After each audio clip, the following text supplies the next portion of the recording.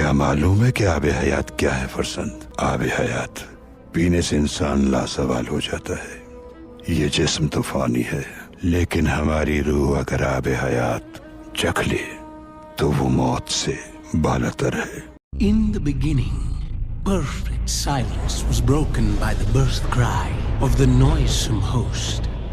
First came Stentorus, the deep one, the manifestation of tectonic thunder and rage. Then the air caught fire, shredding itself into strings. They were gathered by Cacophony, the mad one who bent the insanity of the cosmos to their will.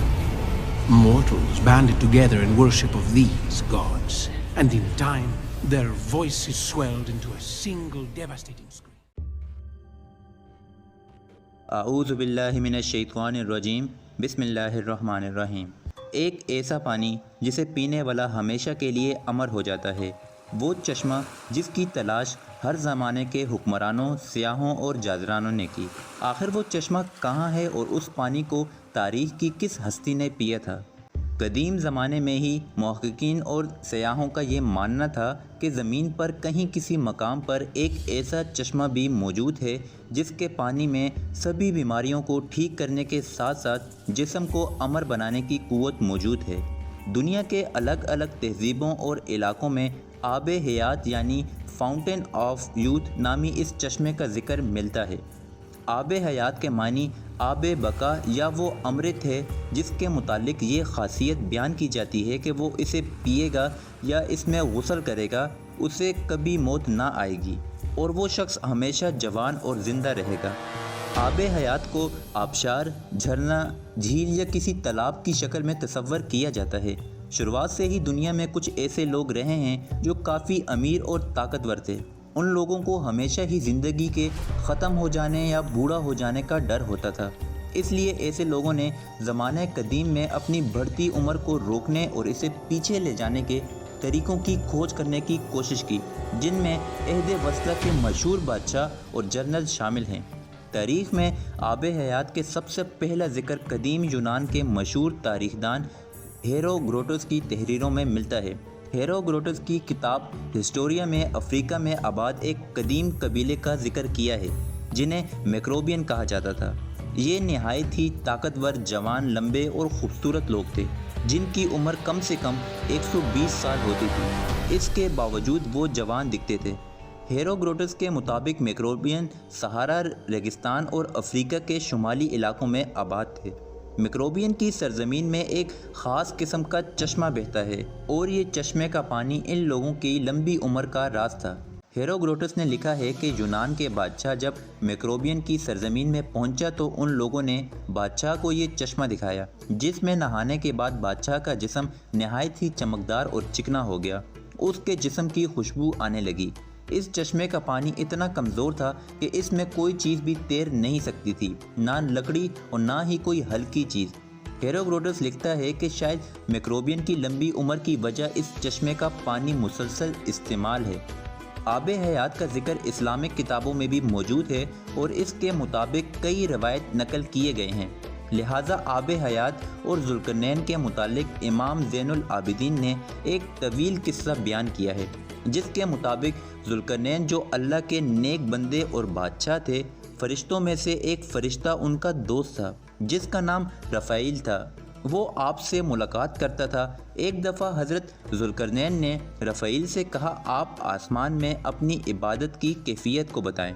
इस पर रफ़ाइल रो पड़े और कहा कि आसमान में ऐसे फ़रिश्ते हैं जो हमेशा हालत क़याम में रहते हैं, कभी बैठते नहीं, और कुछ हालत सजदा में रहते हैं जो कभी सर नहीं उठाते और कहते हैं कि परवरदिगार, हमने तेरी इबादत का हक़ अदा नहीं किया। ये सुनकर ज़ुल्करनैन रो पड़े और कहा कि ए रफ़ाइल, मेरी ख्वाहिश है मुझे लंबी उम्र मिले ताकि मैं इससे अपने रब की अताअत व इबादत में लगाऊं।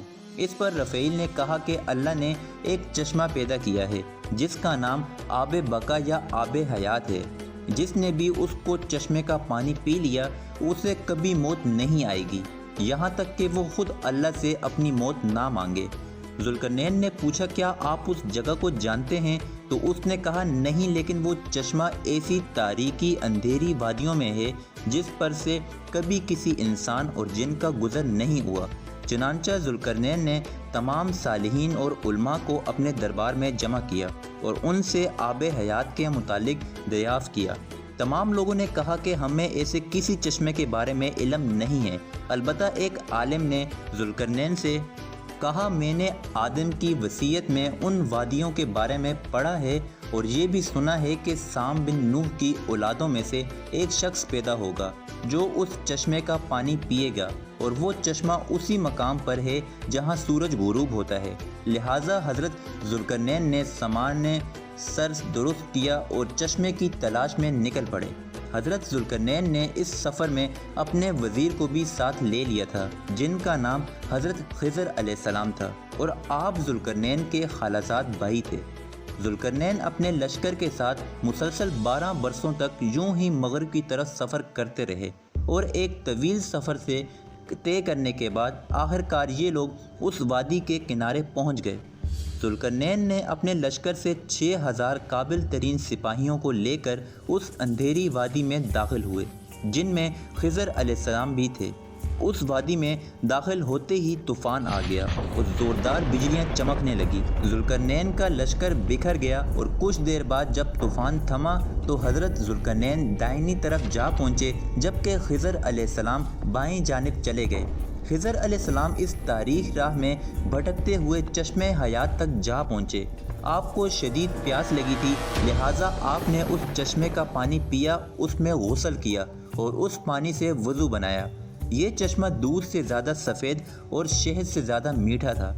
وہی ذوالقرنین ان وادیوں سے باہر نکل گئے، لیکن انہیں وہ چشمہ نہیں ملا کیونکہ آب حیات ذوالقرنین کے مقدر میں نہیں تھا، جبکہ اس پانی کو پینے کی وجہ سے خضر علیہ السلام ہمیشہ زندہ رہیں گے۔